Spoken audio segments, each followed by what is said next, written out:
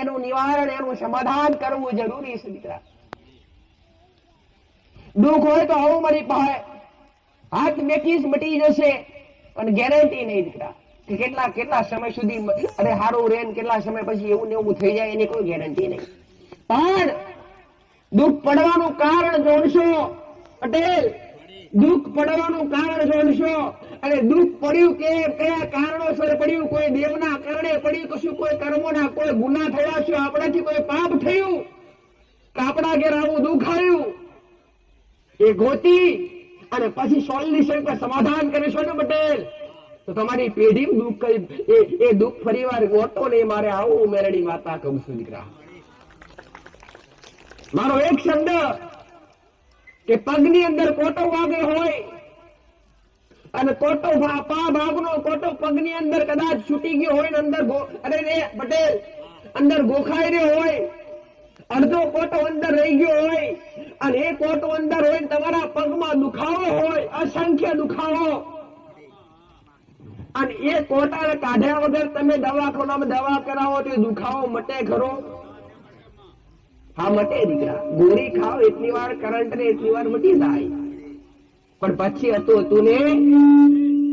પણ જો કદાચ એ કોટાને બહાર કાઢ્યા પછી દવા કરાવો તે દુખાવો તરત મટી જાય, ફરી વાર પાછો થાય.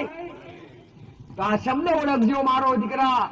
મારું તમને એ કહેવું છે કે તમને જે દુઃખ પડી રહ્યું છે, તમારા જે કાર્યો બગડી રહ્યા છે, જે તમારા કોમ પૂરા નથી થઈ રહ્યા, જે તમારા ઘરમાં મોટા મોટા વિઘ્ન આવી રહ્યા છે, એની પાછળ કારણ શું છે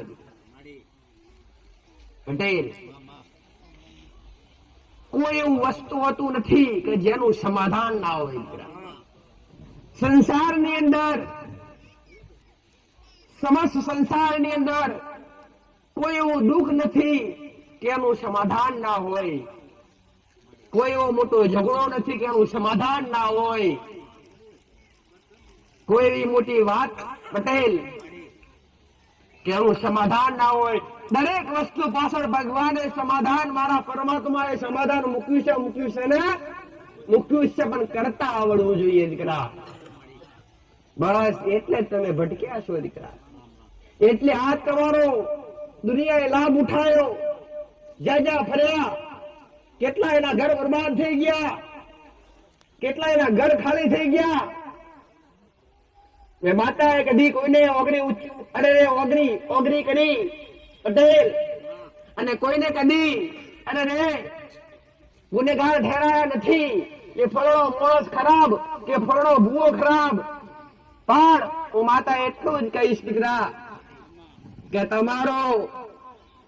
તમારા દુઃખ ના જોઈ અને કોઈ મઢમાં જ્યાં હોય, તમારું દુઃખ લઈને જ્યાં હોય અને એ ભૂવો કદાચ તમારું દુઃખ જોઈ અને તમારો લાભ ઉઠાવવાનો પ્રયત્ન કરે ને, તો બે હાથ જોડી પાછા આવતા રહેજો દીકરા.